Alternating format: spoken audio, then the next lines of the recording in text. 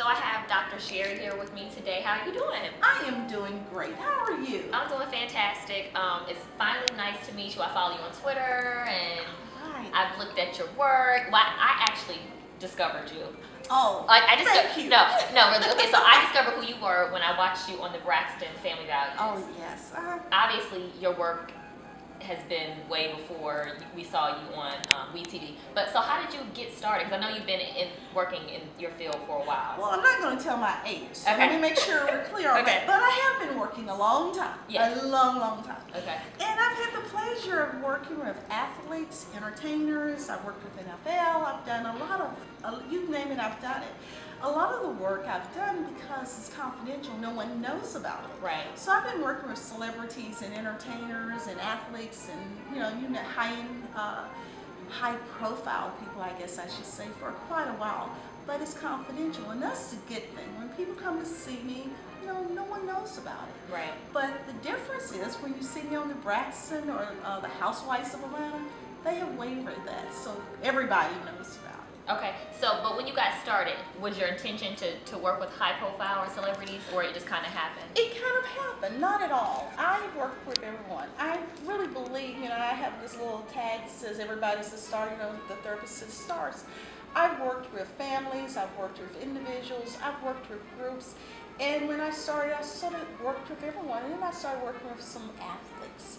And then how did you start working with some athletes? Actually, they found me.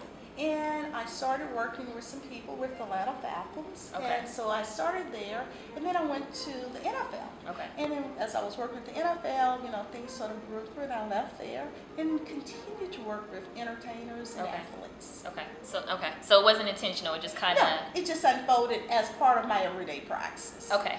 So I've seen you on television counsel the sisters from the Braxton Family Values. I've seen you counsel, I think, Tamar and Vince. No, you haven't done them? Okay. It was Trina and Gabe. Trina and Gabe. Oh, that was a complicated one. Okay.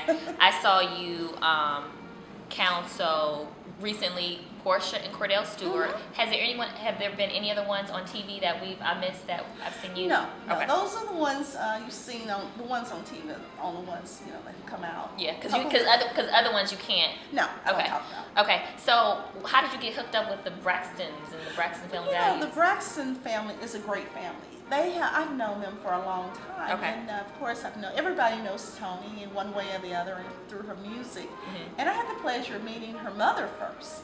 And off and on, we've talked through the years, and when their show came up, they said, hey, do you mind coming out talking? We're not quite sure what we need, maybe an intervention, and that's how it got started. Okay, cool. And so, you are called a clinical psychologist? I am a clinical psychologist. Okay. I'm a doctor. I finished Vanderbilt University. I have people ask me all the time, are you a real doctor? Yes, okay. I am a licensed clinical psychologist. And what's the difference between a psychiatrist and a psychologist? A psychiatrist is a medical doctor. They administer medicine. They assume there's a medical problem, and the problem is within you. We assume that as a psychologist, it's possible you could have a medical condition that requires medication, but it could be a lot of things. It could be environmental, it could be your mom, it could be your dad, it could be your husband, it could be your children, it could be anything. So we look at the total person and really do therapy and work with the person in terms of working through the issues. We do not assume the issue is within you. Okay. Can you, if I'm little Looney Tunes, can you give me medicine? Can you prescribe something? I don't do prescriptions because that's the medical part, because otherwise they're assuming there's a biological problem and it needs some medication to clarify, to resolve that. Okay. We're assuming it's environmental or other things, and you need therapy to resolve that. Okay, gotcha. Okay. I'm getting the differences now. Okay, so, and obviously there's only so much you can share because there's a confidentiality clause and just like having an attorney. So, say what you can't, or you know the deal. So, were you surprised at all? We saw you counseling Kordell and Porsha from Real Housewives of Atlanta. Were you surprised at all that, they're not together right now? Or, because, us regular folk, we're watching TV and we have form our own opinions. But I was like, oh, that was shocked to me, but I'm not a professional psychologist, so. So was I surprised that he filed for a divorce, or was I surprised? I'm not surprised. I guess what surprised me, and I think is very disappointing, is the way it was done in terms of her finding out. And as you know, as the media knows, she found out through social media. And I don't care if it was Porsha and Kordell or if it's Joe Blow and someone on the street. Yeah. That's sort of rough to find out that your spouse found, through social media. Right. So. Okay, so you were surprised. Well, you were disappointed. I was disappointed. Okay, you were surprised. well, nothing surprises. Well, I mean, you've heard it all, obviously. So, what is there anything from counseling then that you learned about yourself your profession? Is there anything? Because I always feel like, with different situations, you learn something about yourself or how to handle a different situation, or maybe in the future with is it anything? Because you've been in this game for a while. So. I've been in this game for a while, and we all learn.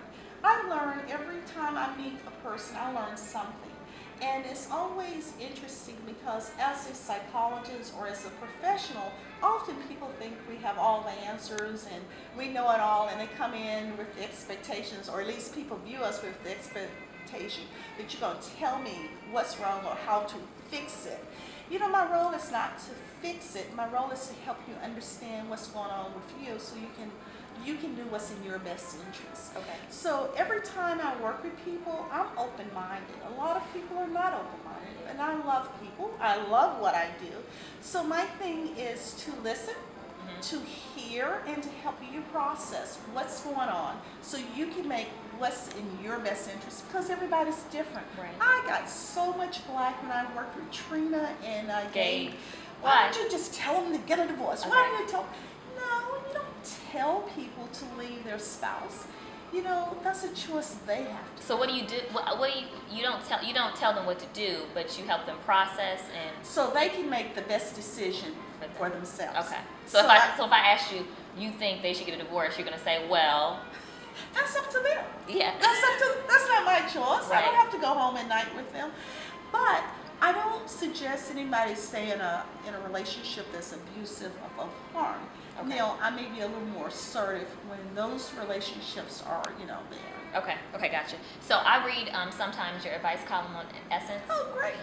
Yeah. So so I was like, when I was thinking of chatting with you, I always I see high profile relationships on television or in the media, and I was just like, I wonder what you think of them. So you say whatever, or but I just wanted to ask you about some high profile relationships that are on TV. Not married. Let me see. The people I have in mind are not married. Number one. Okay. Chris Brown and Rihanna. Obviously, they have a connection that we don't know about. They have something going on that other people may not be able to see. And they're young. They're going to grow. They're going to make mistakes. And I'm not on the bandwagon of let's beat Chris Brown or let's oust Rihanna because she's with him. Okay. I think that's an experience. When you get to a point of being tired, you'll do something different. Obviously, whatever's going on is working for them, or it's not. So they're going to have to make that decision. Okay. We get that one. Okay. Kim Kardashian and Kanye West. Interesting combination. Who would have ever thought? Right. However, again, I think that's a combination that time's going to tell. Okay. I think they're committed, at least on some level from what it appears to be. Mm-hmm. So we'll see what happens. Okay. Are there any other couples that you kind of, pay attention to or have your own kind of thoughts, or that you think the public thinks is interesting that are kind of high profile in that way? Let's see. Who would I think? Offhand, there are a lot of people. It's interesting. I love sports and entertainment. Okay. Michael Jordan is about to remarry. He is. I think that's very interesting. Mm-hmm. I think Tiger Woods and his new name, very interesting. What about Halle Berry and her love? I need more than very interesting though. Well, I say that because the dynamics are sometimes it's like, really, what's the attraction there? What would put Kim and what's his name? Kim and what's his name? No. Oh, I was thinking of Kim Zolciak just now, but Kim and Kanye. Yeah. Kim. Yeah. What would put the two of them together? Right. And we don't know what has happened, behind the scenes. And I think sometimes people need a moment to work work out their stuff before they, go public with it. And I think sometimes people go public too soon, and it's all of a sudden it's all out there and all their business is out there, and then you're just trying to pull it back. Yeah. And sometimes it's not the best thing. Well, this is my own assumption or generalization, but I feel like it's tough when you're on reality TV and you're a couple. It seems to kind of spotlight Reality TV is tough. I don't care if you're married or you're not. What's tough about it? All of a sudden, the spotlight is on you. And I think many times people go on reality TV and they do not realize how much of themselves they have to give up. All of a sudden, your public life, your private life is public. Right. And even for myself, who I'm so used to being behind the scenes and how good, when people, stop me in the street, I have to think twice. Like, I didn't know. Oh, okay. Okay. Yeah. Okay. So it's a little different, and I think sometimes people are not prepared for that. Okay. It's different. Well, speaking of your personal life, I'm not about to go all up in it, but I watch a show sometimes called, I think it's called LA Shrinks. It's on Bravo. Yeah. Okay. So, and I have a close friend that works in the therapy world, and she's a little nutso, and I feel like everyone that kind of works in therapy has like their own kind of set of issues. And so my question to you is not, are you nutso? But my question is, like, you kind of take in a lot of people's stuff. Like, how do you decompress? Well, first of all, I take it in only to a certain point. Okay. If you absorb it all, you'll be home crying, you'll be all upset, no. What you do is understand that you can't help anyone else if you can't help yourself. So you have to separate. My thing is, separate what's your issue from someone else's issue. I tell my patients that, I tell people that all day long. I only absorb so much because it really isn't my issue. I can only help. So I can't help you if I'm a part of it. Okay. So you have to kind of take a step back. You can't be connect. You can't be connected to the point that you get so involved that you mess, get all tied together, and all of a sudden it's like, well, that really wasn't my issue. You can't save the world. I learned that a long time ago. Okay. So I've learned a lot of things in my years. And I used to always want to fix something for someone else. That is not my role to fix it, but my role is to give you the tools that you need to do what's in your best interest. Okay, got it. Because you're smart. People are smart. People do not take credit where credit is due. Oftentimes, like, oh man, I will challenge you, and I will you're talking about get up in someone's business. Trust me, I can challenge you and nail you to the wall. But my purpose is not to nail you to the wall to make you look bad, to make you feel bad, but to make you think. Say, wait a minute, what is this really about? What is your goal? Where are you going with this?